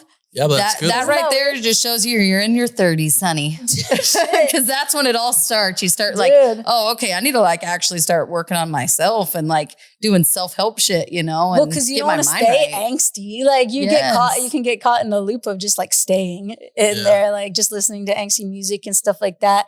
It can help you out of a situation, but also it can keep you in there if you're just going to just consume. You like are what you listen to and you're like, and you stay in that mindset. But dude, like going back to rock, like, I listen to a lot of like MGK, Linkin Park. Oh, like Linkin Park's coming back and they're killing it. Are they? Yeah. I didn't know that. Yeah. Linkin Park's amazing. coming back. And a lot of the rock music's making a resurgence and I'm working on rock music right now, like rock hip hop album. Oh, I'm looking forward to it. Yeah, rock hip hop album. When do you go on tour again? I go on tour at the end of April with Chris Webby. Cool. Echo, Greaves, a lot of the biggest names in like indie hip hop right now. So how long's the run, the tour? It's about a month, and we go to Canada for a good portion of it. So I haven't been there in a while, but they're always cool. They're always really. They're cool. Really strict at the border, aren't they? Like, if you got strict. like a DUI, you got to go back. It's like, if you've ever done anything wrong in your life, they're like that one time you got a B in chemistry. Like, they're crazy at the border. I get it. But I ain't even trying. Yeah. They're like, hold on. Why do you think you can come in? You just came back from a 3-month tour, didn't you? No, it was a month. It was like a month and a half. But there was a time, like in like 2016, 2017, 2018, I did like 10 months of the year I'd be on tour. I did like 300 shows in like each of those years. Wow. There's times where that's all I would do. That's why when you're like identity crisis, I'm like, because there's certain years where that's like, your whole life. Yeah, my whole life was. Yeah, you probably didn't even have really time to take care of yourself. Yeah, that was exactly. It's pretty inspiring though to go right into like real world and not be an addict, like an addict of a drug or consumption. Like you're very level-headed, and we can be addicts of other things than substances. Like I think I was addicted to like validation for a while, like because it's like when you're told good job when you do a good show or something like that. And that's when you're actually feeling like you're worth love. Yeah. Worthy of love. Then you're like, okay, well, I got to do good shows all the time. Or, I have people relying on me for making money when it's like, your crew only makes money if you make money, or if your manager or this or that, or if your label only makes money according to how much you sell, you do feel like you're only like as good as you do. You know what I mean? So you have to do that love language test, because I think acts of service is probably up there, but words of affirmation. It sounds like words of affirmation when somebody says your teeth are nice. It probably makes you feel a type of way. Well, maybe that's the kind I need is the words of affirmation. The kind I give is acts of service. Oh, you know what I mean? What I need is words of affirmation. What I feel like I give is acts of service. Yeah. Yeah, you'll have to do the test and get back to us because I'm curious now. Okay. And we got personality tests. All the viewers to do the test. Tell us what you are on the test in the comments. Yeah. For sure. Do you have fun chopping this up, this 2-hour long, whatever? I know. Is there anything else we should talk about? Let's close it out. Unless you want us to touch on anything else. Yeah, I want to ask you guys questions. Can I ask you guys? Yes, hell yeah. Oh, turn it around. Yeah.